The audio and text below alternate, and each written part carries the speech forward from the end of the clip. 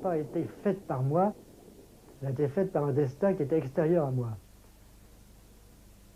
J'ai jamais l'impression d'avoir suivi un plan tracé à l'avance et de l'avoir bien suivi. J'ai l'impression que tout est venu comme ça, de façon improvisée, inattendue et non voulue.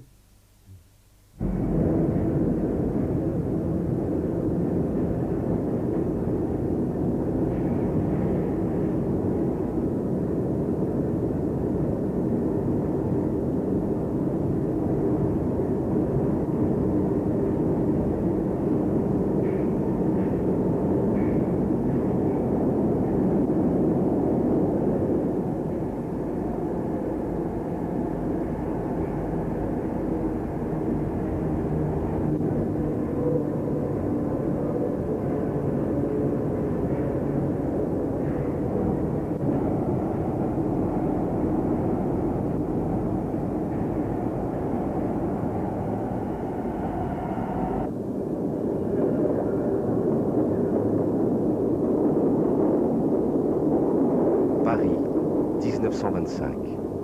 Tous les matins, un jeune homme de 20 ans d'allure bourgeoise part travailler vers le quartier populaire de Barbès. C'est dans le métro parisien que Daniel Guérin découvre son attirance pour les jeunes ouvriers.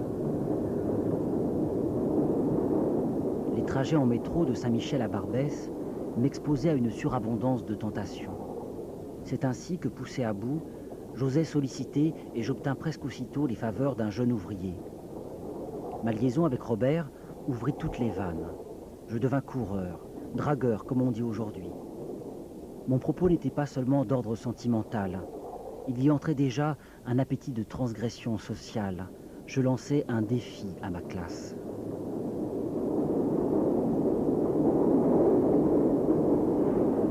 Cette classe que le jeune Daniel Guérin défiait était celle de la grande bourgeoisie libérale, au sein de laquelle il était né le 19 mai 1904.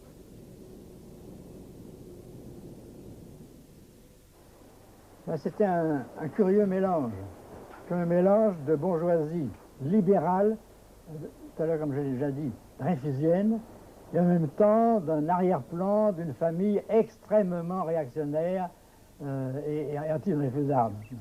Donc j'ai toujours été pris entre les deux.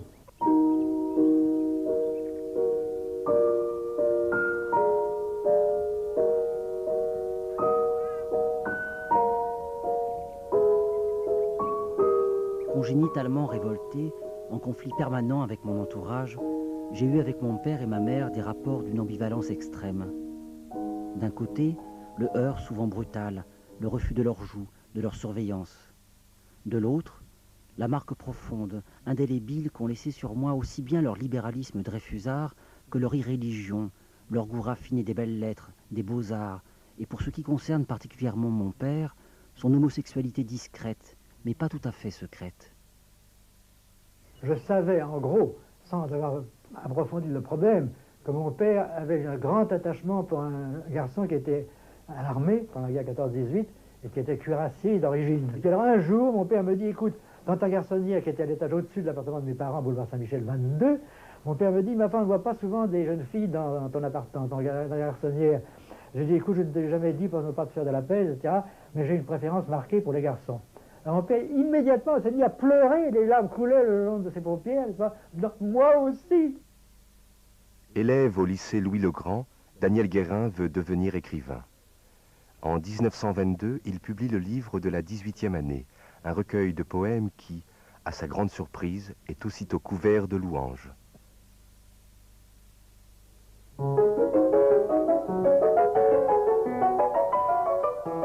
Maurice Barrès me fait part du très réel intérêt avec lequel il a bien voulu me lire. François Mauriac croit déceler dans ce petit livre des dons exceptionnels. Le vieux Gabriel Fauré m'adresse une lettre affectueuse. Le bouquet, c'est la lettre de Colette, qui signe alors Colette de Jouvenel sur papier bleu clair. C'est bien émouvant, monsieur, la naissance d'un vrai poète. Je vous remercie de m'avoir envoyé votre œuvre et j'espère que vous n'aurez jamais plus de 18 ans. Daniel Guérin est fêté dans les salons littéraires. Protégé de la comtesse et poète Anna de Noailles, il devient le confident et l'ami fidèle de François Mauriac. Un avenir prometteur s'ouvre devant lui.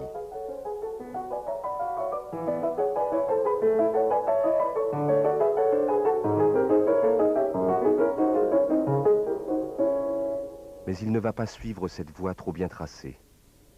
En 1925, à son retour du service militaire, sa dissidence sexuelle et son dégoût de l'hypocrisie bourgeoise le poussent à s'éloigner des siens. C'est alors qu'il décide de travailler dans une librairie du quartier Barbès et de vivre son homosexualité avec de jeunes prolétaires.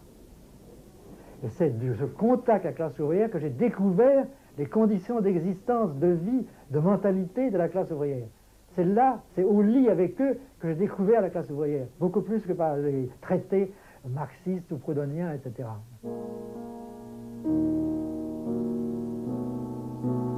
C'est à cette époque qu'a lieu l'exécution de 2 militants anarchistes italiens émigrés aux États-Unis, Sacco et Vanzetti, condamnés pour un crime qu'ils n'ont pas commis. La nouvelle de leur mort déclenche des manifestations dans de nombreux pays.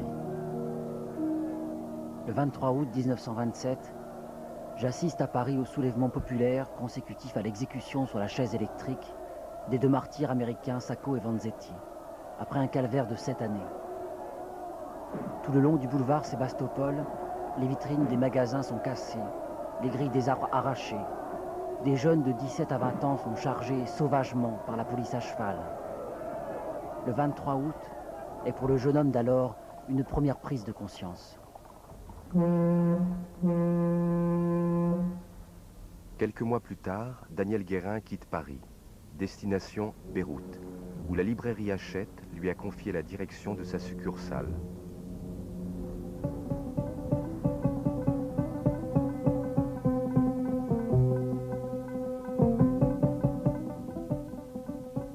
Ça m'a appris tout simplement le phénomène colonial. Parce qu'il ne faut pas oublier que Beyrouth de 1927, c'était le mandat français, et le mandat français c'était en réalité une colonisation temporaire, puisque sous l'égide de la Cité des Nations, c'était une colonisation, et les Français se sont conduits souvent comme des brutes et comme des sauvages. Et j'ai vu l'affreux, j'ai vu des pendaisons, j'ai assisté à des pendaisons d'indigènes à Beyrouth. Et j'assistais à cela de très près. Et je collaborais aux journaux qui paraissaient à Beyrouth. Donc j'ai appris beaucoup de choses du point de vue politique pendant ce séjour au Liban. Et la haine du militaire, la haine du colonialiste s'est insérée en moi, il ne m'a plus jamais quitté. Fin 1929, la succursale d'Hachette à Beyrouth ferme ses portes. Daniel Guérin n'a nulle envie de retrouver la France et ce qu'il nomme le clan bourgeois de ses jeunes années. Il décide donc aussitôt de s'embarquer pour l'Extrême-Orient.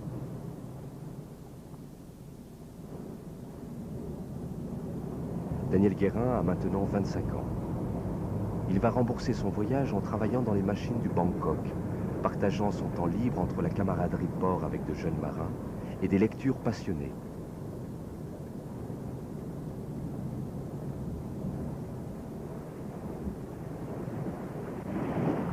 Pourquoi diable avais-je emporté le Capital de Marx, la révolution sociale et le programme socialiste de Kautsky, la révolution défigurée de Trotsky, les réflexions sur la violence de Georges Sorel, l'autobiographie de Gandhi et des livres sur Proudhon, Jaurès, Lénine, sur l'Inde et la Chine, sur l'impérialisme américain, sur la Russie des soviets, sur le travaillisme et le syndicalisme ouvrier.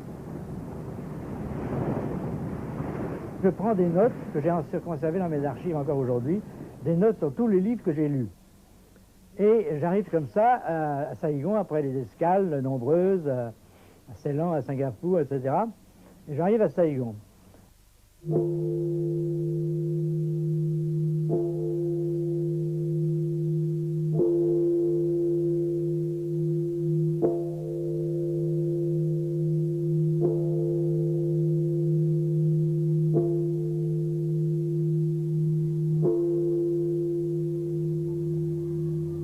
L'insolence des colons opiumanes et alcooliques m'avait fait enrager.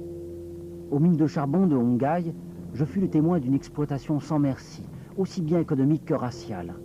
Même les petits colons, affichant des idées démocratiques, même les ligueurs des droits de l'homme, même les francs-maçons et les membres de la SFIO se comportaient comme en pays conquis et demeuraient aux yeux de l'autochtone des conquérants.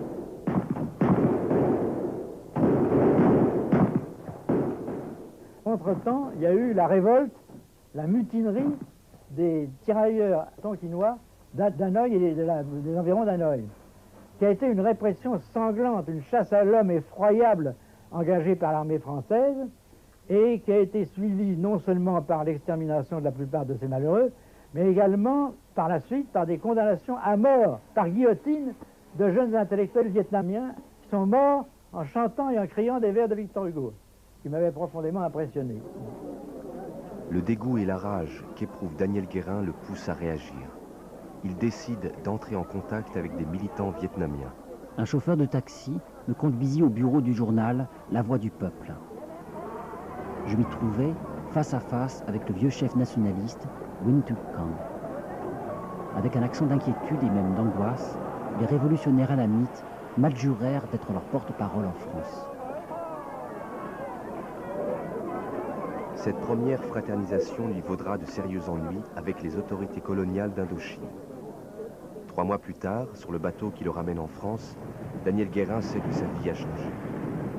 La mer était agitée, il y avait des dauphins qui sautaient à l'avant de la coque du bateau. Et tout d'un coup, je me suis dit, j'ai eu comme un éblouissement, je me suis dit, mais il y a une force formidable en moi qui m'est conférée par mon homosexualité. Cette force-là, il faut la mettre au service de quelque chose de beaucoup plus grand que la débauche ou que l'homosexualité, qui est la lutte pour la libération du prolétariat. Et donc j'ai fait la symbiose entre les deux choses, et j'ai compris à ce moment-là que les deux choses étaient éternellement associées et non plus dissociées dans ma personne. Je reniais mes passe-temps antérieurs, recherche littéraire, folle curiosité des êtres. Je rejetais en bloc tout ce superflu. J'ai eu un reflux de l'art au moment de ma conversion. Dans les toutes premières années où je sortais d'un milieu artistique, musicien, etc., et où je m'engageais dans une voie entièrement nouvelle, où d'ailleurs j'ai brûlé un certain nombre de mes manuscrits à cette époque-là. Donc je voulais faire une coupure aussi totale que possible dans ma vie. Alors j'ai dit carrément à mes parents, je n'habiterai plus jamais chez vous, je vais mener ma propre vie, je ne veux plus entendre parler de vous, je ne veux plus entendre parler de votre argent, etc. À son retour d'Indochine en avril 1930, Daniel Guérin consomme cette rupture en s'engageant comme ouvrier dans les chantiers du bâtiment à Brest, où il se syndique à la CGTU.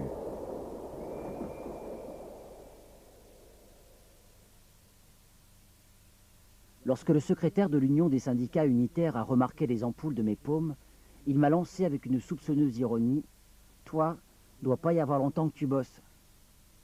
Ce ne sera pas la dernière fois que je susciterai la méfiance, l'incompréhension, l'hostilité.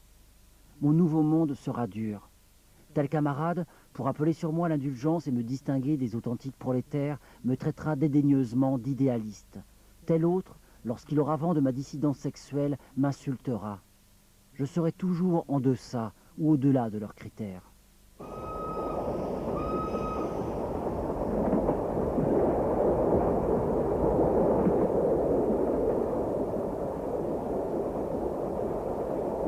Daniel Guérin retournera bientôt à Paris. Il devient correcteur d'imprimerie et s'installe dans un petit hôtel au cœur de Belleville. Je n'avais jamais résidé à Paris dans un quartier ouvrier. Le hasard d'une déambulation me fait découvrir au 5 rue Le Sage, presque à l'angle de la rue de Tourtille, une petite cour rectangulaire, étroite et profonde, en forme de patio, avec par-dessus le marché un concert de chants d'oiseaux. On y vit en famille, et j'ai besoin d'une nouvelle famille, car ces hôtes, la plupart de jeunes et rudes célibataires, ouvriers du bâtiment, laissent volontiers leur porte ouverte sur le balcon, quand ils ne jactent pas les coudes dangereusement appuyés sur la fragile balustrade.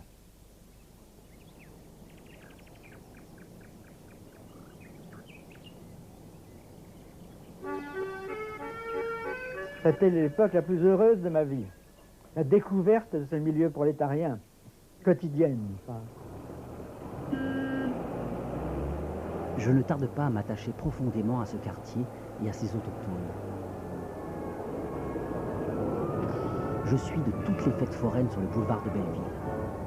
Plus d'un garçon de ces collines, où les familles sont enracinées depuis des générations, descend en droite ligne les communards, et je deviens l'ami très intime d'un petit couvreur fier de sa parenté avec Louise Michel.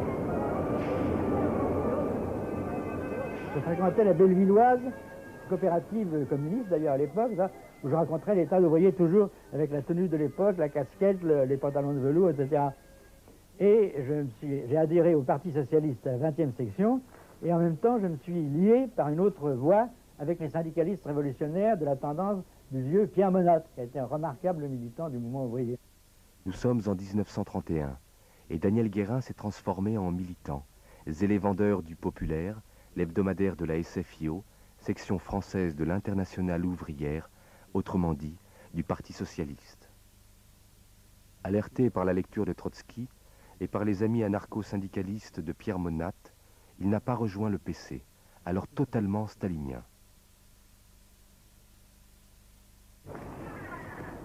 L'année suivante, Daniel Guérin participe à la fondation des auberges de jeunesse laïque, calquées sur le modèle des Jugendherberge en Allemagne.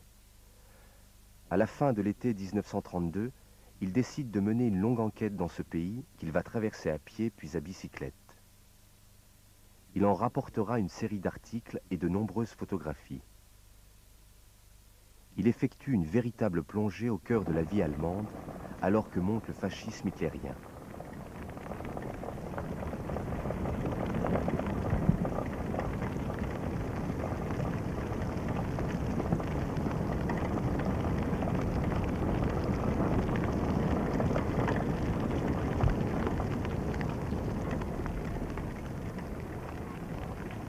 Au cours de son voyage, il découvre la détresse de ce qu'il nommera les trois jeunesses, la jeunesse social-démocrate, la jeunesse communiste et la jeunesse nazifiée. Ce qui était très frappant au cours de l'été 32, c'était qu'au fond, n'oubliez pas qu'à ce moment-là, il y avait 6 millions de chômeurs en Allemagne, dont la grande majorité étaient des jeunes.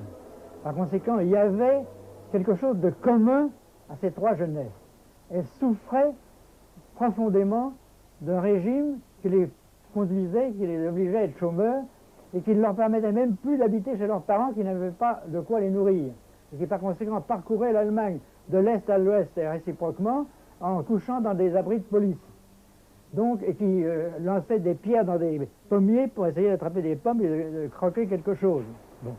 Il y avait donc un désespoir, une fureur même, qui était à peu près la même chez les socialistes, les communistes et les nazis. Un dimanche, dans les environs de Berlin, nous rencontrons par hasard sur la route une troupe étrange. Visage vicieux, trouble de voyous. Et sur la tête, des couvre-chefs des plus bizarres, melons noirs et gris à la Charlot, vieux chapeaux de femme, casquettes prolétariennes, torse à demi nu émergeant d'un tricot de peau très échancré à grosses rayures. Bref, un mélange insolite de virilité et d'effémination.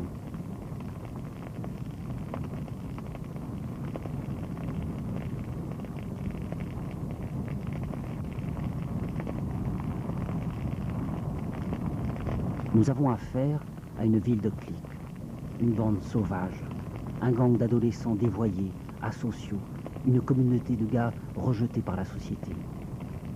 Le caïd de la bande s'appelle Winnetou. C'est un grand gars, aux lèvres sensuelles, les yeux cernés de noir.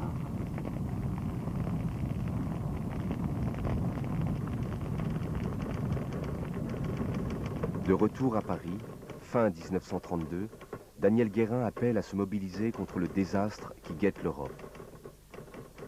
Mais la gauche française s'obstine à vouloir considérer Hitler comme un fanfaron. Ils rigolent. Ils disent il ne faut pas s'imaginer que Hitler va prendre le pouvoir, ça ne se produira pas en Allemagne, et en tout cas, ça ne se produira pas en France. On ne me croyait pas. Quelques mois suffiront pourtant aux nazis pour se saisir du pouvoir. En janvier 1933, Hitler devient chancelier. Dès le printemps, Daniel Guérin sillonne une seconde fois les routes allemandes. Il assiste au naufrage de la gauche la plus puissante d'Europe. Les socialistes, derniers avocats de la démocratie et du parlementarisme bourgeois, semblaient ébobis par la forme que prenait, sans leur permission, l'ennemi de toujours. Quant aux staliniens, ils mettaient dans le même sac fascistes et socialistes. Si bien que tout ce deuxième voyage s'est continuellement partagé entre, d'une part, la mise en scène nazie, la frénésie nazie, les rues pleines de cortèges nazis, les auberges, pas de jeunesse, mais les auberges pleines de femmes nazies écoutant, extasiées, une radio devant laquelle parlait le Führer, etc. Et d'un autre côté, les quantités de gens qui étaient renfermés chez eux, qui écoutaient des postes clandestins, ou qui distribuaient des tracts, ou qui se préparaient à les distribuer. Il y avait vraiment une double vie, une double Allemagne. Il y avait deux Allemagnes.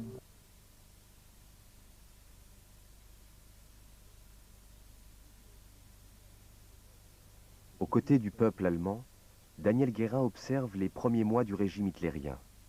Partant de cette expérience, il rédigera 2 livres majeurs, La peste brune, puis Fascisme et Grand Capital. Il explique comment la grande bourgeoisie allemande a su utiliser et favoriser l'avènement du nazisme pour sauvegarder ses intérêts.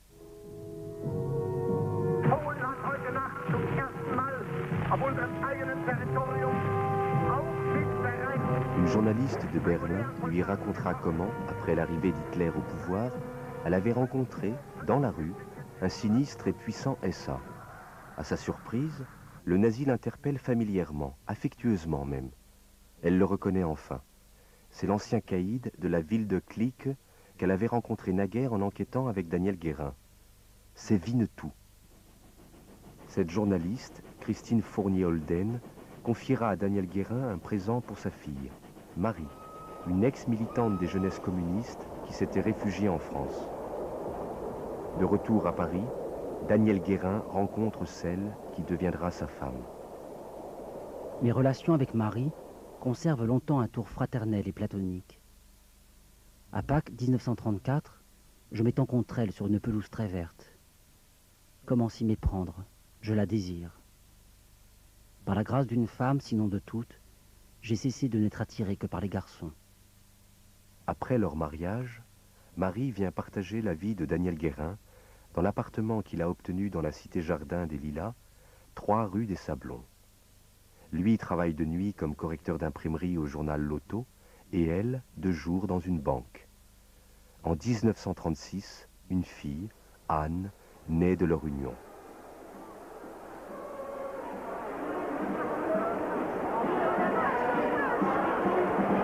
« 1936, c'est le Front populaire. En avril et mai, les partis de gauche ont gagné les élections. Ils sont aussitôt débordés par une grève générale spontanée, la plus importante qu'ait connue le pays avec occupation des entreprises. Daniel Guérin a maintenant 32 ans. Le fils de grands bourgeois, le poète de la 18e année, est devenu militant de la CGT. Je me trouvais être le secrétaire du comité intersyndical d'une localité de la banlieue parisienne qui était les Lilas. Et tout de suite, je me suis trouvé à la tête d'une immense masse de gens. Tous les matins, on me réveillait vers 7h, 6h. Daniel Guérin, il faut venir tout de suite, il y a une nouvelle usine qui a débrayé, il faut accourir, il faut venir, il faut négocier avec les patrons, etc. Comme à ce moment-là, la CGT était entièrement débordée par la masse des grèves, et aucun responsable de fédération syndicale n'était à même de venir au Lilas pour régler un problème. Si bien que j'avais à régler seul, avec les travailleurs d'un côté et le patron de l'autre, la plupart de ces grèves. Et je les réglais finalement par des satisfactions, non pas totales, mais assez importantes qu'obtenaient les ouvriers, et qui ensuite se terminaient par de joyeuses beuveries, et aussi par des actes de solidarité. Nous prenions des voitures à bras, et nous emportions la bouffe qui restait des célébrations précédentes dans une autre boîte qui elle-même devait se débrayer à son tour. Il y avait 2 fronts populaires. Il y avait un front populaire au sommet, qui était une alliance plus ou moins boiteuse entre socialistes, communistes et radicaux, puis à la base, il y avait un mouvement de millions d'hommes qui voulaient changer la société. Et personne n'osait empêcher l'occupation d'usines ou ordonner l'évacuation d'une usine occupée. Nous étions les maîtres.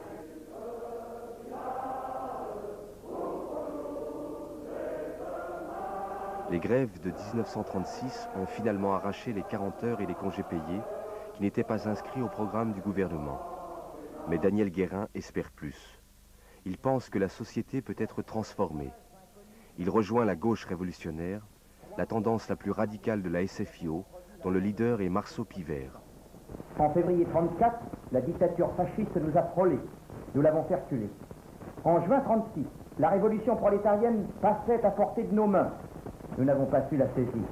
Dès notre première rencontre de 1930, ce qui naît entre lui et moi, c'est, je crois, de l'amitié.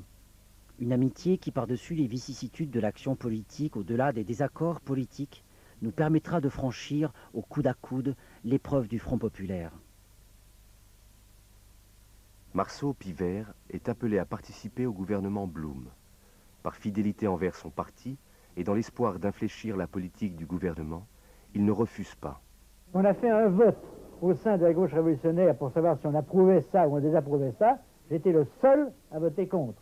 Par conséquent, dès le début de l'expérience de Front populaire au pouvoir, avec la gauche révolutionnaire faisant partie du Front populaire, j'étais le seul à m'opposer à ce que le chef de file de notre mouvement, Marceau Pulvert, s'acoquine, si on peut dire, dans des fonctions ministérielles qui, à mon avis, ne pouvaient pas être des fonctions révolutionnaires. Et Marceau Pulvert a maintenu sa collaboration avec Jules Mock et Léon Blum jusqu'en janvier ou février 1937, mais finalement, il a démissionné, se rendant compte qu'il avait fait une énorme bourde en l'acceptant.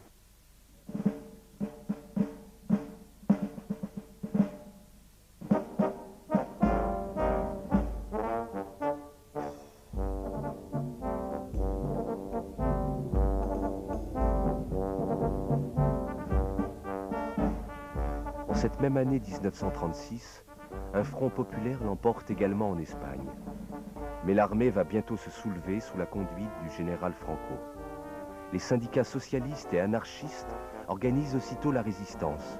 Les travailleurs prennent les armes et bloquent la progression des militaires rebelles. La révolution dont rêve Daniel Guérin commence ici à se réaliser.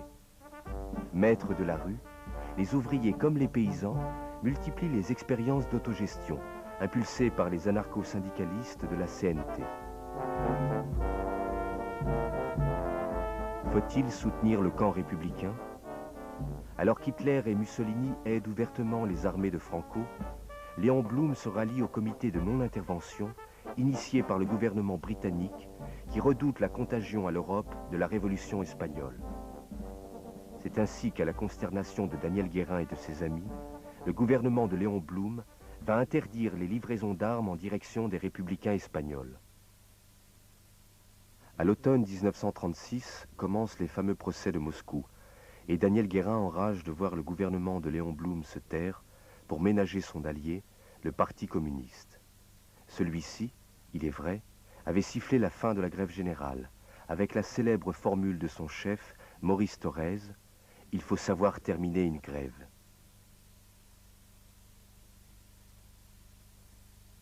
Au congrès de Royan de la SFIO, en juin 1938, c'est la scission.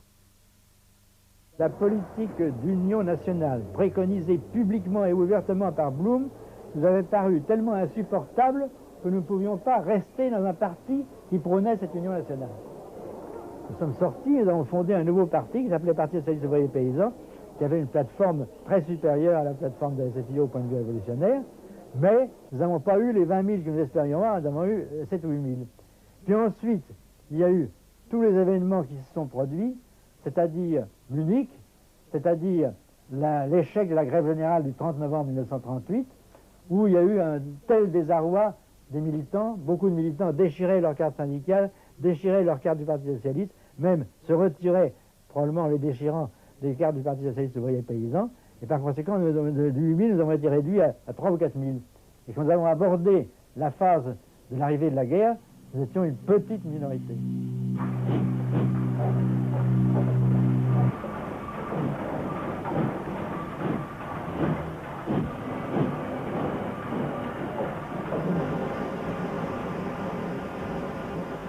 Comment un mouvement antinationaliste peut-il faire face à la guerre?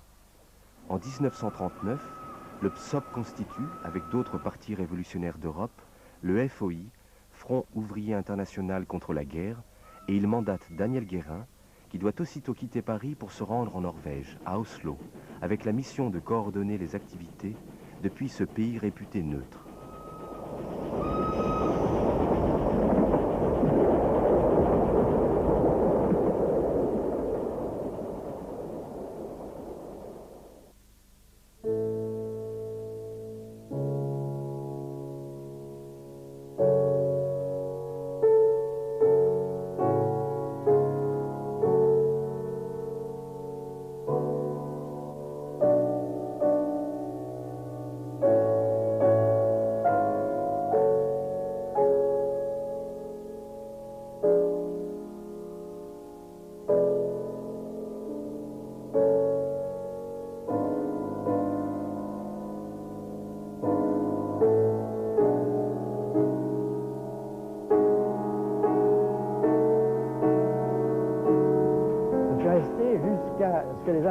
nous cueille le 9 avril 1940 lorsqu'ils ont traîtreusement envahi la Norvège.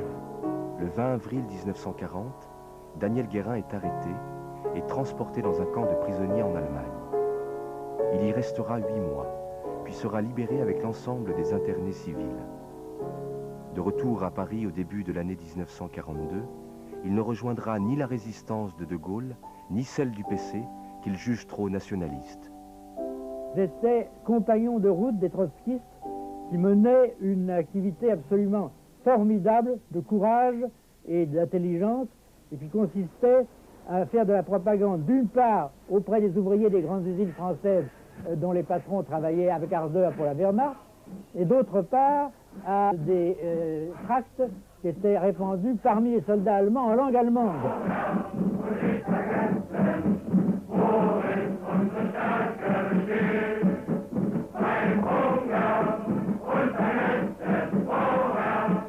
J'ai rencontré Guérin parce qu'il y avait une commission syndicale qui avait été formée, dont il était membre. Les moyens de diffusion c'était par exemple, on avait un papier de tract et le matin, on prenait le métro, hein, on attendait aux endroits de grandes sorties ouvrières, hein, on attendait la sortie, et entre deux rames, on foutait les tracts sur les marches du métro, hein, pour que les gens les ramassent. Il y avait un gaspillage extraordinaire. Alors il y a des endroits, en Bretagne, ils ont fait un travail considérable, y compris un travail dans l'armée allemande, hein, avec des tracts faits des camarades allemands bilingues, où on a recruté des ouvriers allemands. Ça s'est terminé par un drame d'ailleurs, parce que finalement ils ont été repérés, arrêtés, torturés, fusillés. Hein.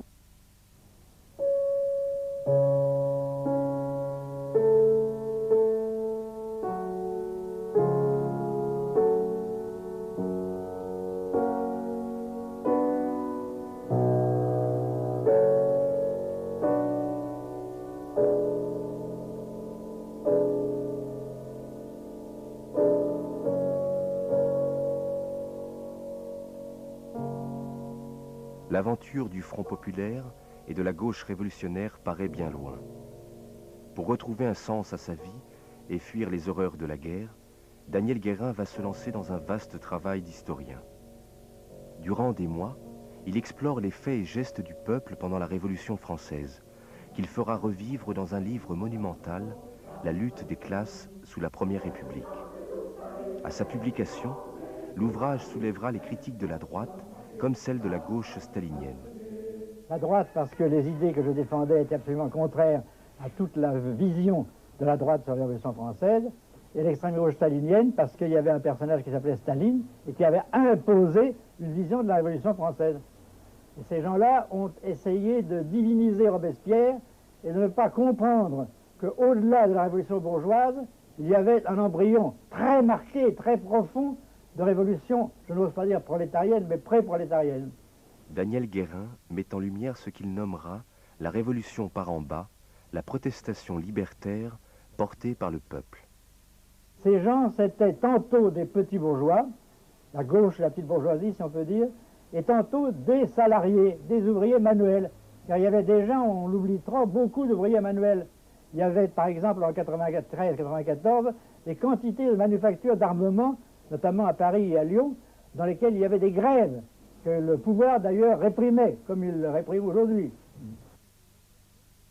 Les sans-culottes, notamment les sans-culottes les plus avancés, car il y avait naturellement des retardataires, étaient des gens qui voyaient extrêmement clair sur le jeu de Robespierre, qui ne se sont jamais laissés duper, et qui ont découvert le fond de la vérité en 1995 pendant les émeutes de Germinal et de Prairial, et qui alors ont vu comment ils avaient été trompés et dupés au profit de la bourgeoisie. Je partais plutôt avec une certaine sympathie pour Robespierre et je n'avais pas la moindre intuition que j'allais être si sévère pour Robespierre à une certaine période de sa carrière. Attention, pas dans toute la période. Dans la période progressive où il a aidé à gagner la révolution et à gagner la guerre, il a été absolument formidable.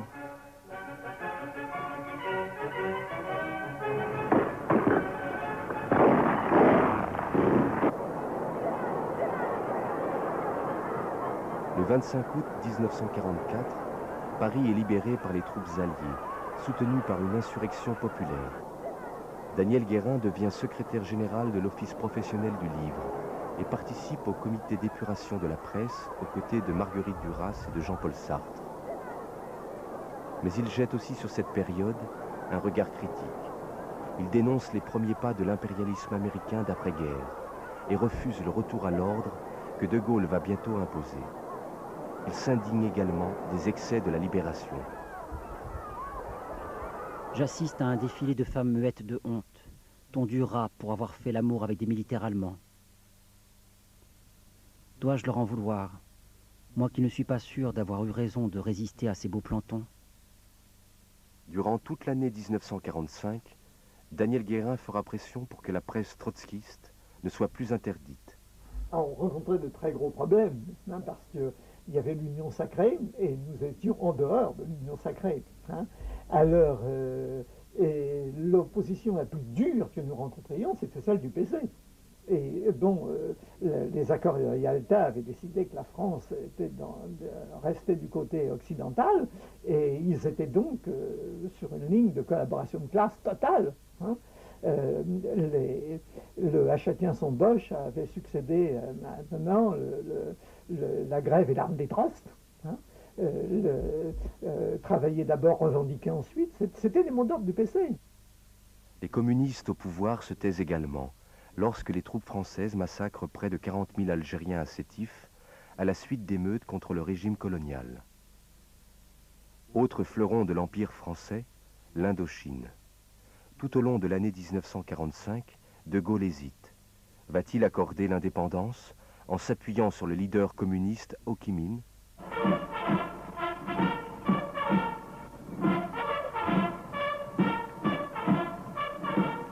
Quand s'est produit la venue d'Ho Chi Minh à Paris, naturellement, mes amis ont fait part à Ho Chi Minh de ma modeste existence. Ho Chi Minh la connaissait également par les luttes que j'avais menées avec Malraux dans les années antérieures, notamment dans le comité de l'amnistie aux Indochinois. Et Ho Chi Minh, à qui j'avais écrit une lettre pour lui souhaiter ma bienvenue, m'a répondu en m'invitant à déjeuner. Alors, ce repas a eu lieu dans un hôtel près de l'Étoile. Nous étions tous les deux seuls à table. La table était couverte de pétales de rose. Et des messieurs, des serviteurs, des servants, nous servaient avec de grosses godasses. Et Ho Chi Minh m'a dit, naturellement, mon cher ami, vous vous rendez compte que ce sont tous des flics. J'ai dit, je m'en suis rendu compte comme vous, monsieur le président. Le déjeuner était très chaleureux, mais néanmoins, par moments, aigre-doux, parce que je lui ai rappelé la façon dont ses amis avaient assassiné sauvagement, vers l'époque de la fin de la Deuxième Guerre mondiale, le militant trotskiste Tatuto, qui était un des principaux rédacteurs du journal La Lutte.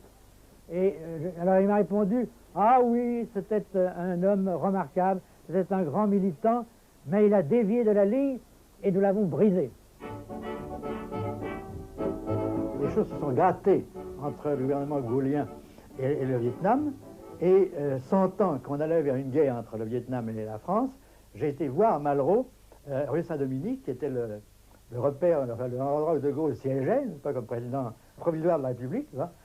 Je lui ai dit, enfin, vous qui connaissez, nous avons milité ensemble dans le mouvement pour la libération des prisonniers vietnamiens après 1930, etc., vous qui connaissez le Vietnam, etc., vous ne pouvez pas admettre que De Gaulle se lance dans une politique qui va amener à une guerre. Alors il a levé les bras au ciel, il m'a dit, sans doute, c'est vrai ce que vous dites, mais il ne m'écoute pas sur ce terrain-là. Il n'écoute qu'une seule personne, l'amiral Thierry d'Argentlieu. En novembre 1946, l'armée française bombarde Haiphong. C'est le début de la guerre d'Indochine. En décembre de la même année, Daniel Guérin s'embarque pour les États-Unis.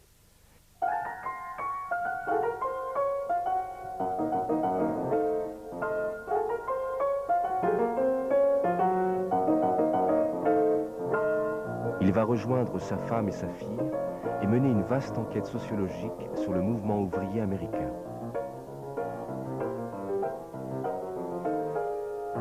Étonnant Daniel Guérin. Alors que la gauche française a les yeux rivés sur l'Union soviétique, il se rend dans ce qu'il nomme la citadelle du capitalisme pour y chercher les signes d'une révolution à venir.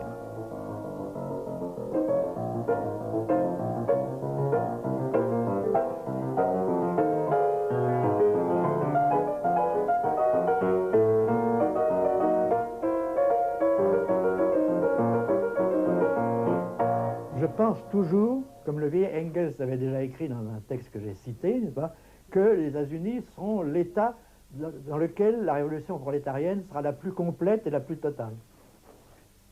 À cause de la puissance du labor, la puissance énorme du prolétariat américain et de son acheminement lent, mais progressif tout de même, vers des conceptions qui ne soient plus les conceptions de capitalisme libéral.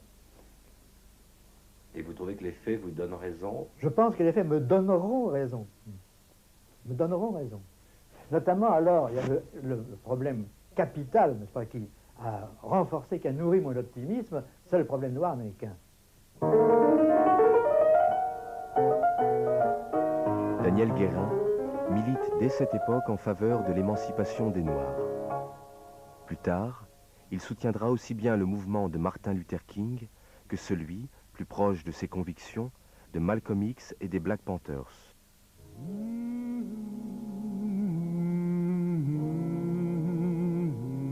Jusqu'à sa mort, il restera engagé aux côtés des Noirs américains qu'il compare à un peuple colonisé. Cet engagement trouvera un écho dans l'amitié qu'il entretiendra de retour en France avec l'auteur de Black Boy, l'écrivain noir américain Richard Wright.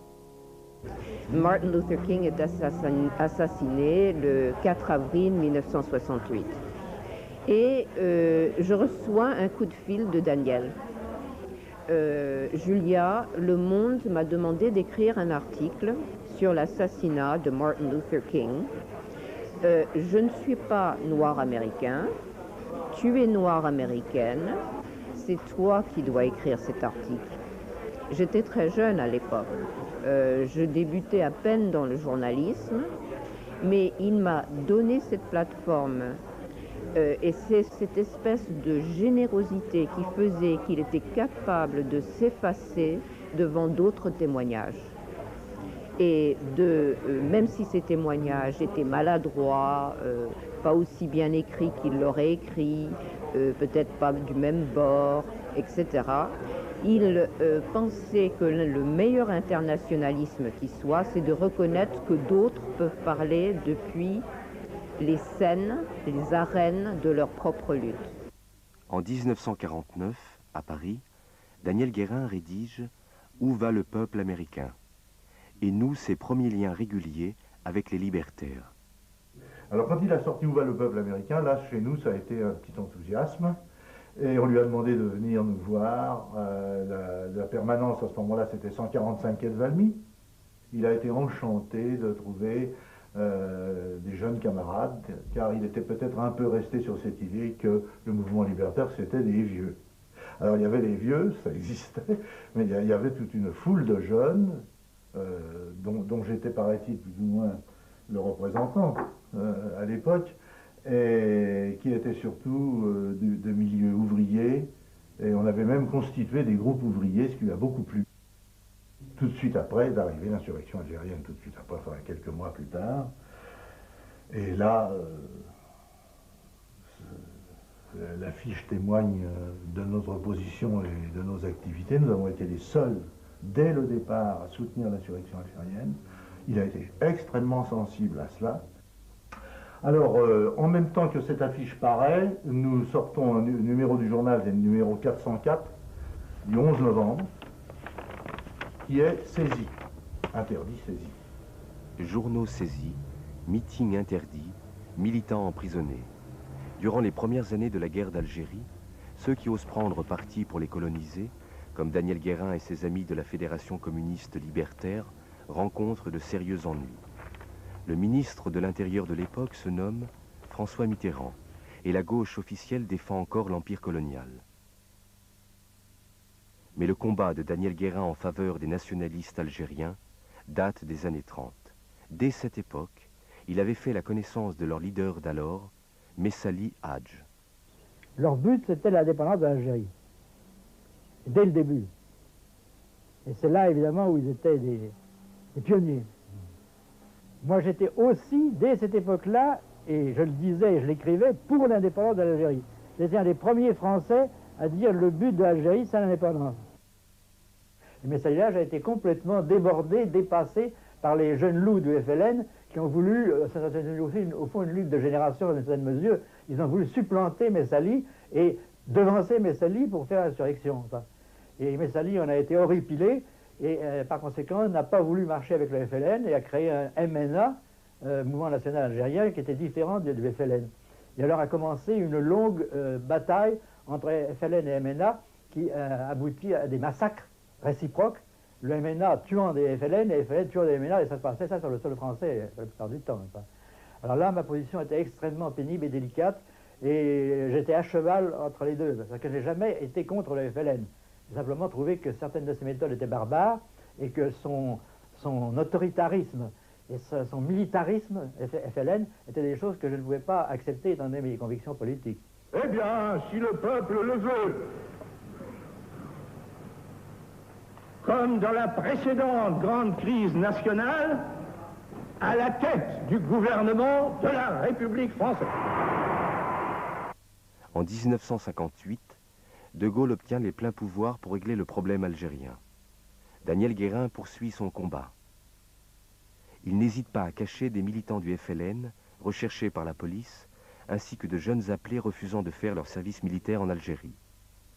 En 1961, il sera l'un des premiers signataires du fameux manifeste des 121, appel à l'insoumission. C'est un bruit énorme. Il y a eu dans tous les pays du monde des comités, des subcomités qui sont créés, des lettres de solidarité, d'intellectuels de, je sais pas, de 10-15 pays qui se sont produits. C'était vraiment quelque chose d'énorme, beaucoup plus important qu'on ne peut l'imaginer. Les accords d'Évian sont conclus en 1962, mettant un terme à la guerre d'Algérie. L'année suivante, Ahmed Ben Bella devient le premier président de la République algérienne. Daniel Guérin va contribuer à sa façon à la construction de l'Algérie décolonisée. J'ai été 3 fois en Algérie sous Ben Bella. Et là, mes relations ont été particulièrement étroites avec Mohamed Harbi, qui était le conseiller le plus influent de Ben Bella, et qui est directeur de la revue Révolution africaine. Et alors Guérin, lui, est arrivé sur ce fait et il a fait pas mal d'enquêtes et il a toujours essayé d'agir à la fois par en haut et par en bas comme publiciste en rendant public ce qu'il voyait. Il disait ouvertement ce qui était, ce qu'il fallait faire et dans ses rapports avec Ben Bella, il était très direct, très franc, etc. Enfin, j'ai fait une grande tournée dans toutes les entreprises autogérées, aussi bien l'autogestion industrielle que l'autogestion agricole, surtout l'autogestion agricole d'ailleurs, qui était plus importante. Et j'ai remis en décembre 1963, personnellement entre les mains de Ben Bella, dans cette villa jolie où il résidait, un rapport tapé à la machine sur les résultats de l'autogestion et les côtés positifs de l'autogestion. Car à l'époque, il y avait des côtés très positifs. Il essayait de les amener à une conception beaucoup plus rationnelle de l'autogestion, c'est-à-dire que ça ne pouvait pas rester des opérations de gestion d'un certain nombre d'unités, mais que ça devait devenir un système. Parce que je ne me dissimulais pas, je savais pertinemment que derrière Ben Bella, il y avait le colonel Boumedienne, il y avait l'armée. J'ai écrit un article dans le journal Combat disant que l'armée était un État dans l'État et que Ben Bella avait très peu de prise sur l'armée et que par conséquent, le danger était très grand qu'un jour, il y ait un coup d'État se produise et que Boumedienne et l'armée supplantent Ben Bella, ce qui s'est produit. Guérin était, bon, comme anti-stalinien, il était surtout comme libertaire, parce qu'anti-stalinien c'est second, c'est par rapport à ses prises de position libertaires qu'il était estimé, avait les yeux ouverts sur l'ensemble du mouvement, un mouvement sur le mouvement ouvrier, sur le mouvement de décolonisation, et sa grande attente, c'était de les voir se joindre. Et à travers l'Algérie, c'était essentiellement savoir un pays colonial entrer de plein pied dans le mouvement ouvrier. Et il est évident que ce qu'il voyait, pour lui, ce n'était pas l'Algérie en elle-même, c'était une alternative ouverte à cette domination du stalinisme sur le mouvement ouvrier dans l'ensemble des pays. Parallèlement à l'Algérie, Daniel Guérin soutient toutes les luttes qui agitent le tiers-monde. Ghana, Guinée-Bissau, Vietnam, Amérique latine. Mais le coup d'État de Boumedienne en Algérie l'a rendu d'autant plus vigilant sur les risques de caporalisation des mouvements révolutionnaires. Sont partis un groupe d'une dizaine de personnes, donc j'étais le responsable, à nous former comme guerrilleros à La Havane. Et Guevara était un homme un peu méprisant. Il a dit, bon, parmi vous, il doit y avoir des gens de la CIA. Alors, demain matin, vous allez recevoir des armes. Eh bien, si vous trouvez parmi vous un agent de la CIA, vous les jugez, vous les fusillez. Comme ça, vous serez compromis avec l'histoire. On voyait que finalement, les gens, toute possibilité de pensée indépendante à l'intérieur de la révolution n'existait pas. Ils étaient dominés par la Russie et qu'ils reproduisaient les modèles bolcheviques à mort. Personne ne nous croyait que ce que nous avions vu à Cuba, avec toutes les critiques, et cette forme de socialisme par en haut, donc tous les intellectuels, donc des Sartre, à Kouchner, à tous, étaient tous fascinés. Alors, Daniel nous a compris très vite. Et ça, c'est un soulagement. Parce que le pire, c'est quand personne ne te croit et quelqu'un dit « Oui, mais je vous crois. Et racontez-moi encore, et encore, et encore. » Parce que la plupart des gens nous disaient « Mais non, vous n'avez rien compris à ce qui se passe. Retournez là-bas. C'est là qu'il y aurait une révolution. »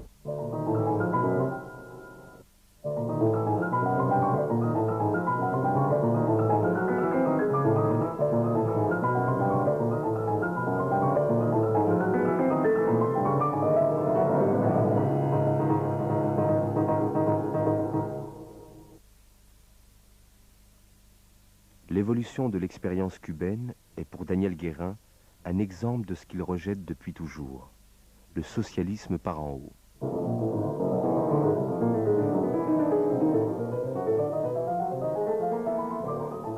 Déjà, lors des émeutes de 1953 à Berlin-Est et de 1956 en Hongrie et en Pologne, il avait analysé l'affrontement entre des prolétaires insurgés et des régimes qui, selon lui, n'avaient plus de socialistes que le nom.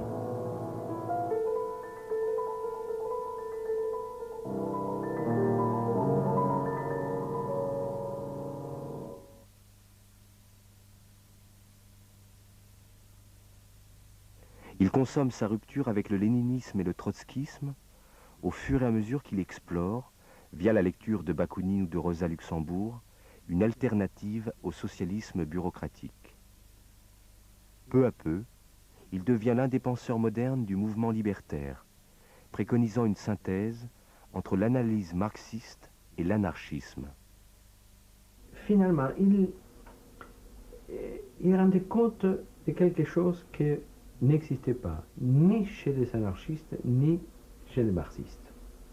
C'est-à-dire qu'il cherchait l'idée d'un socialisme anti-autoritaire, parce qu'on avait horreur de l'organisation léniniste, en plus horreur du stalinisme, horreur de l'Union soviétique. Et lui, il nous proposait justement une voie tout à fait différente qui était axée aussi sur la spontanéité. Dans mes dernières discussions avec lui, toujours sur son lit, il était très heureux d'apprendre de ma part que je me trouvais maintenant d'accord avec lui pour l'essentiel. Bon, ce n'était pas école, mais pour l'essentiel. Ayant tiré aussi plus tardivement les mêmes leçons. Par exemple, avant de quitter la 4e internationale, moi j'ai mené des batailles à l'intérieur contre la conception de parti léniniste, en considérant que ce parti qui n'avait eu guère de justification qu'avant la Révolution d'octobre, de toute façon aujourd'hui, correspondait plus du tout au prolétariat tel que je viens d'en parler, et en particulier des pays avancés, hein, où on ne peut plus parler d'une classe sans culture, hein, et où il est très évident que les jeunes travailleurs n'acceptent plus d'être dirigés. Et il fallait quelqu'un qui puisse chercher, je ne dirais pas une synthèse, Daniel a parlé d'une synthèse. Je pense que ce que nous a donné Daniel, c'était une sorte de colonne vertébrale, autour de laquelle nous pouvions articuler d'autres idées et une autre manière de penser.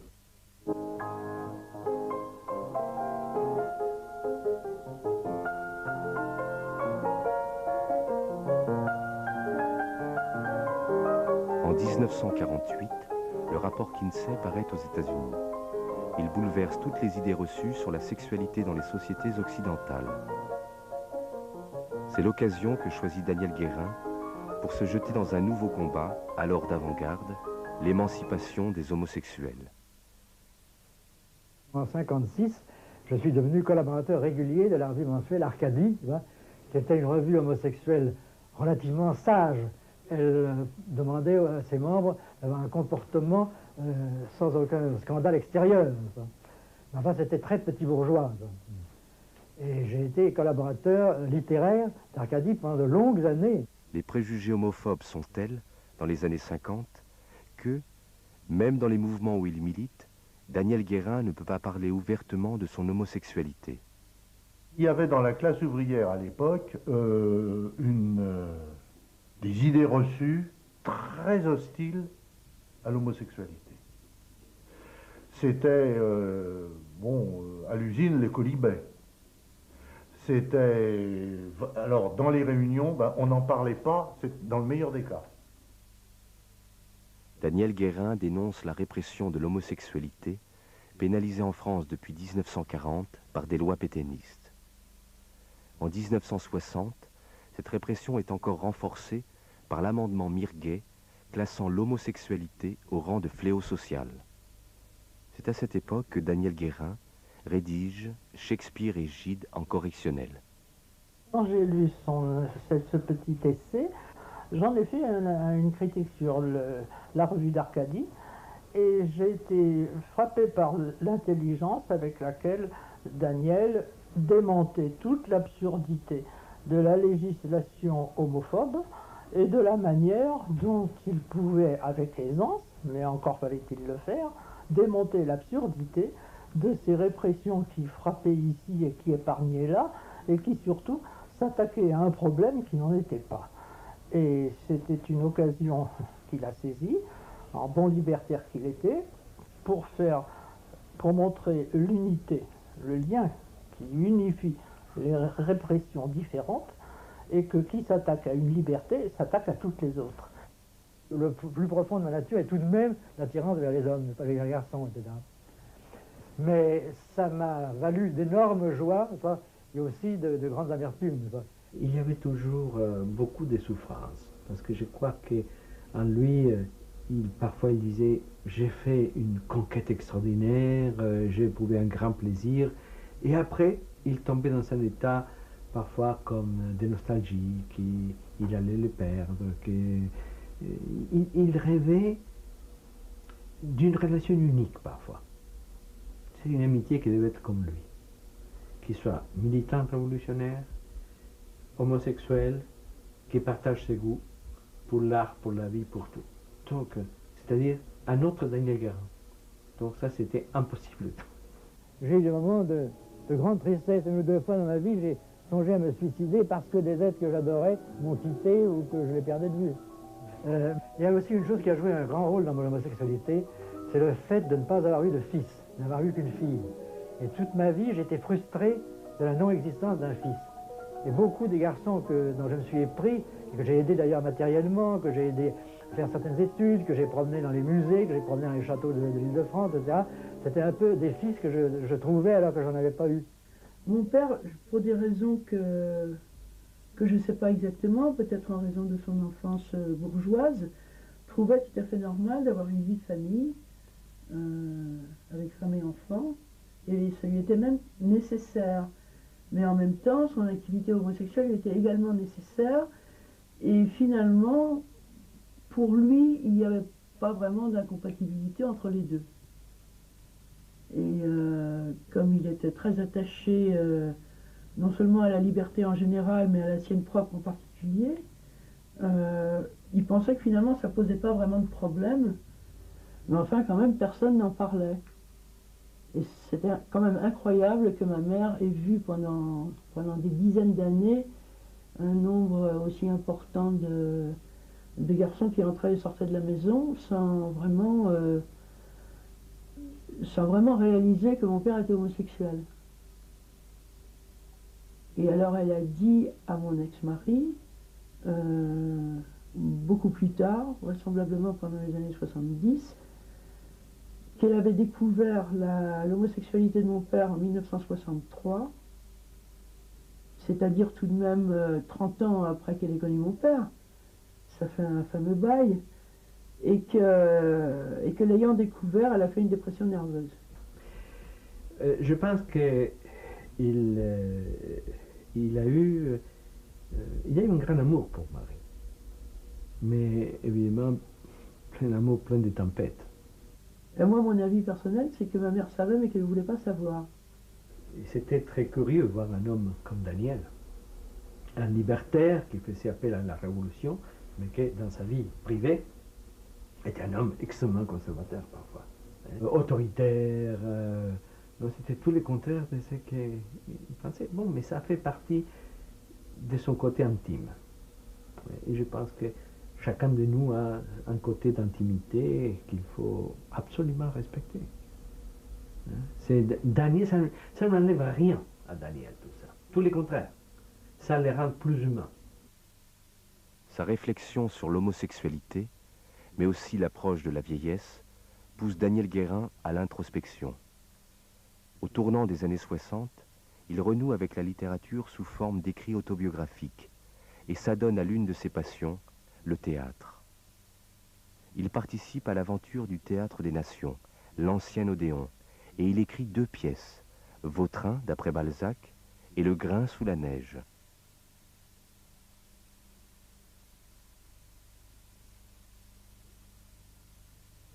Il était bouillonnant. Il avait un rythme fou. Un rythme fou. Surtout, je dirais que toute cette activité aussi chez lui, c'était une manière d'empêcher aussi, une certaine manière, de tomber dans un état de tristesse parfois. Tac, tac, tac, tac. Et c'était ça aussi, cette espèce de tourbillon. On s'occupait d'Ionesco dans la matinée, l'après-midi on écoutait Mozart, et en fin d'après-midi il y avait une réunion du comité pour la vérité sur l'affaire Ben Barka ou l'affaire Ben Bella ou je ne sais plus quelle affaire, et le lendemain matin ça repartait de la même façon, et c'était fou quoi. À partir de 1965, l'un des combats permanents de Daniel Guérin sera la recherche de la vérité sur la disparition, à Paris, du leader de l'opposition marocaine, Mehdi Ben Barka. Mehdi Ben Barka, mon père, a été interpellé devant la brasserie Lippe à Paris le 29 octobre 1965 à midi. Il a été interpellé par 2 policiers français qu'il a suivis parce qu'ils lui ont montré leur carte et confiant, il est monté avec eux dans leur voiture de service. Là, il a été emmené dans cette voiture où ont pris place, en plus des 2 policiers, un agent du service secret français, Antoine Lopez, ainsi qu'un truand. Au début de novembre 65, c'est-à-dire quelques jours après l'enlèvement de Ben Barka, qui était du 29 octobre, j'ai téléphoné à Mauriac. Et je lui ai dit, c'est insensé, Ben Barka a disparu, il a certainement été enlevé. Ne croyez-vous pas qu'il faudrait recréer le comité France-Maghreb, le faire revivre pour faire la vérité sur l'affaire Ben Barka? Mauriac immédiatement m'a donné son accord et nous avons démarré avec 4 ou 5 personnes, dont Mauriac naturellement, et nous avons créé un comité qui très vite a changé de titre et a pris comme titre Comité pour la vérité sur l'affaire Ben Barka. Depuis que j'ai connu Daniel, c'est-à-dire pendant près de 20 ans, je l'ai connu toujours actif dans le comité, et même quand le comité a été mis en veilleuse, Daniel Guérin est resté actif dans la recherche de la vérité. J'ai fait tout ce que j'ai pu pour alerter l'opinion publique contre le crime qui avait été commis. Et alors je suis arrivé à la conclusion, qui m'a été ensuite confirmée par toutes sortes de sources différentes, que réellement il y a eu là-dedans, au premier plan, une initiative de la CIA. Je pense que la CIA a été à l'origine et qu'elle a arraché l'acquiescement de Hassan II. Donc je pense que le roi du Maroc est co-responsable de l'assassinat de Ben Barka. Mais tout de même, la première initiative venait de la CIA. Avec des complicités françaises, bien entendu. Alors, quelques temps après, c'était probablement le mois d'avril 68, et il y a eu un meeting à la mutualité parce qu'il venait Stokely Carmichael, que c'était une figure de noir américain très important. Et bien avant qui occupe la tribune Stokely Carmichael, Daniel va parler. Mais il parle Daniel et dit: nous allons parler de nos amis américains, de l'exploitation des Noirs américains. Mais je veux dire quelque chose. Il faut commencer à balayer devant notre propre maison. La situation de la France est catastrophique. Nous vivons dans un gouvernement presque dictatorial. Et il a fait une sorte de radiographie de la France gaullienne et de ce qui allait se passer.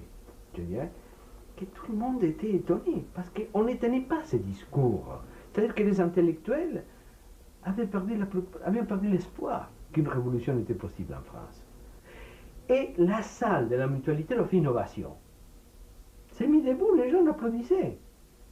Et après, je lui ai demandé à Daniel: dis-moi, pourquoi tu as dit ça? Il dit: je le sentais. Je sens qu'il vient des choses dans ce pays. Un mois après, il y avait mai 68.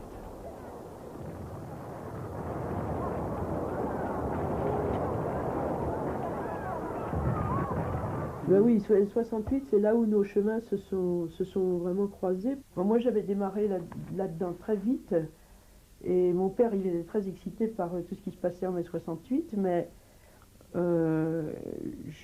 je lui disais: mais pourquoi tu ne participes pas davantage, il me disait: mais moi, je suis trop vieux. Alors en 68, quel âge il avait? Il avait 64 ans. Alors il disait: c'est un mouvement de jeunes, qu'est-ce que j'irai faire là-dedans, etc. C'est-à-dire que de fait, ici, nous occupons la Sorbonne. Il était timide. C'est la première fois de ma vie, d'ailleurs peut-être la dernière, que j'ai vu mon père timide et hésitant à se joindre à un mouvement quel qu'il soit. Je me disais, c'est une révolution très spontanéiste. Qu'est-ce que je vais, moi, n'est-ce pas, venir leur apprendre alors qu'ils pensent avoir découvert la vérité toute nue, n'est-ce pas? Donc j'hésitais. Et alors, arrivé à la Sorbonne, j'ai été happé littéralement, je dis le mot exact, n'est-ce pas, par une aile d'un étage de la Sorbonne qui était occupé par les anarchistes. Il se trouve que quelques années auparavant, mon père avait publié dans une collection de poches chez Gallimard un petit livre qui s'appelait L'anarchisme. Et alors, il y avait une telle demande pour ce petit livre à la Sorbonne que je me souviens que je partais dans la voiture de mon père pour aller chez Gallimard et ramener des caisses entières d'exemplaires de l'anarchisme que je vendais à la Sorbonne. Et alors, j'ai donc été avec eux, et puis alors, sans me demander conseil, avec un fusain, ils écrivaient des grands placards sur du papier blanc, qu'ils affichaient à tous les coins de la Sorbonne. Ce soir, à 20h30, grand amphithéâtre, ou amphithéâtre Richelieu, il y a eu les deux, n'est-ce pas? Daniel Guérin animera un débat sur l'autogestion. Alors, je ne pouvais pas refuser, j'y allais. Et c'est ainsi que j'ai animé plusieurs débats, certains un peu moins importants, comme Richelieu, un immense, qui était dans le grand amphithéâtre de la Sorbonne, où il y avait 5 à 6 000 personnes. À l'université, comme à l'usine ou au syndicat, la dictature des adultes en place, maîtres, patrons ou bons syndicaux, a été contestée. Mieux, profondément ébranlée. Et cette explosion inattendue, surgie comme un coup de tonnerre, contagieuse et dévastatrice, a été dans une large mesure anarchiste. Elle a fait, en quelques semaines, le fulgurant apprentissage de la démocratie directe, du dialogue aux 1000 voix, de la communication de tous avec tous. Daniel Guérin peut enfin annoncer publiquement son homosexualité. 3 ans plus tard, dans la foulée du féminisme, le mouvement homosexuel va franchir une étape décisive de son histoire. Autant le mouvement féministe prenait une ampleur nouvelle avec le MLF, qui paraissait quelque chose d'extraordinaire également, parce qu'on ne croyait pas que cette question était encore une question ouverte en France. C'est tout à fait sur le même plan que les choses se passent. À ce moment-là, quelques amis d'Arcadie et moi, on a dit, c'est le moment de commencer un mouvement qui soit carrément de type révolutionnaire pour unir la cause des homosexuels à la cause de tous les opprimés. Ça, c'était le phare, le Front homosexuel d'action révolutionnaire, qui est directement issu de la révolution de mai 68. Et alors là, ça a été merveilleux, parce que là, c'était vraiment la symbiose totale de l'esprit révolutionnaire qui était le mien, et de l'homosexualité. Cette libération, et je m'en aperçois quand j'arrive à Paris en 74-75, elle est faite de la plus tranquille insolence, dans une révolution en marche, dans un monde terriblement vieux qui va s'effondrer de lui-même. Et lors de mes escapades à Paris, je rencontre Daniel Guérin. Je me souviens de lui aux AG des Beaux-Arts, dans la pagaille indescriptible de cet amphi de la rue des Beaux-Arts. Et le phare, lui, se retrouve plutôt en tribus qui vont non pas faire du terrorisme dans Paris, mais qui vont tranquillement installer la visibilité de leurs désirs.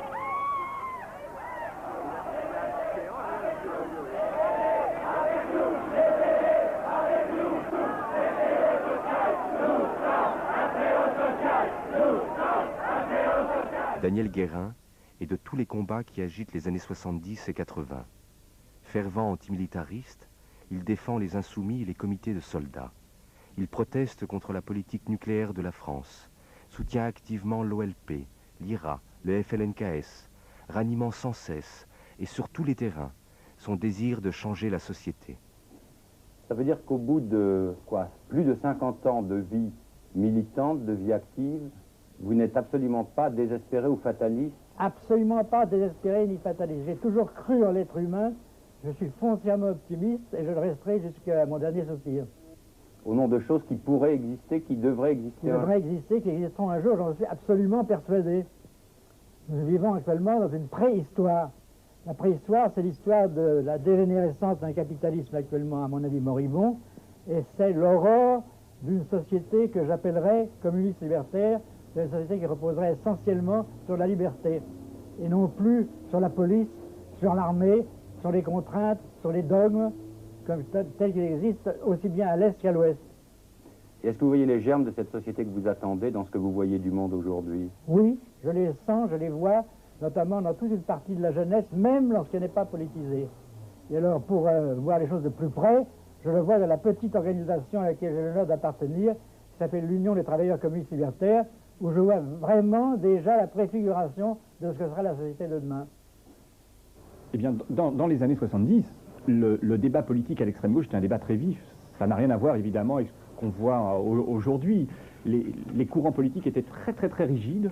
D'un côté, les courants marxistes-léninistes, toutes tendances confondues, étaient extrêmement, même violents vis-à-vis de tout ce qui pouvait se réclamer libertaire.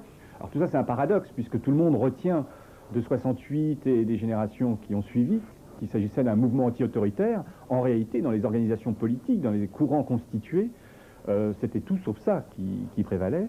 Les comportements étaient beaucoup plus rigides, dogmatiques, et y compris en réaction dans les courants libertaires, c'était pas obligatoirement non plus une volonté d'ouverture et de discussion qui prévalait. Je veux dire par là que Daniel, lui, nous disait et défendait fermement ses positions politiques sur les apports de Rosa Luxembourg au mouvement ouvrier, des conseillistes, des différentes expériences ouvrières qui n'étaient pas spécifiquement libertaires.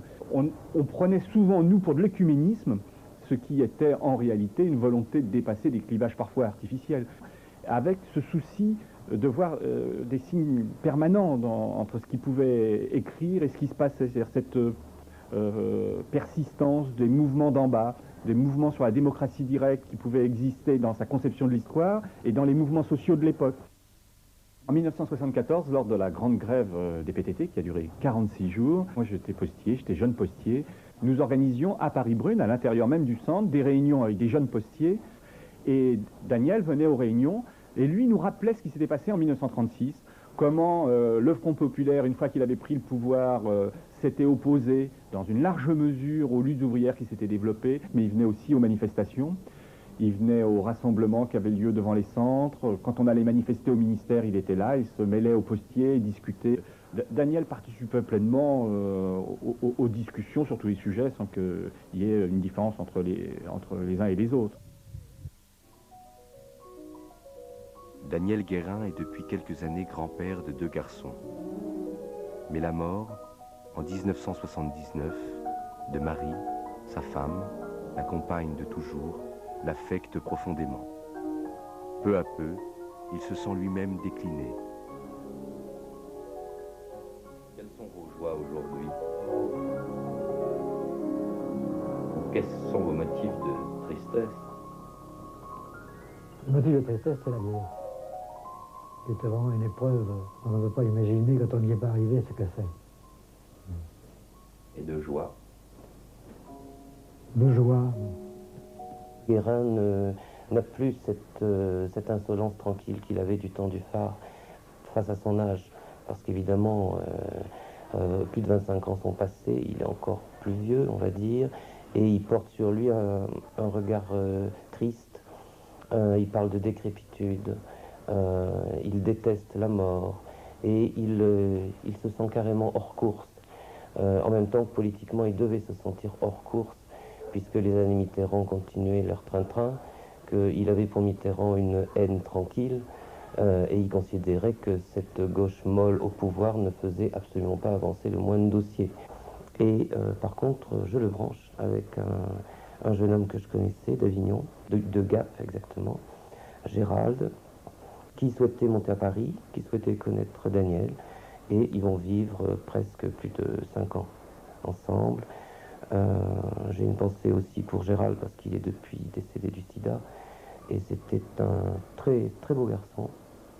Et je crois qu'il y avait une fascination de l'un par rapport à l'autre, et ils avaient plus de 60 ans de différence. C'était beaucoup de tendresse entre eux deux, vraiment.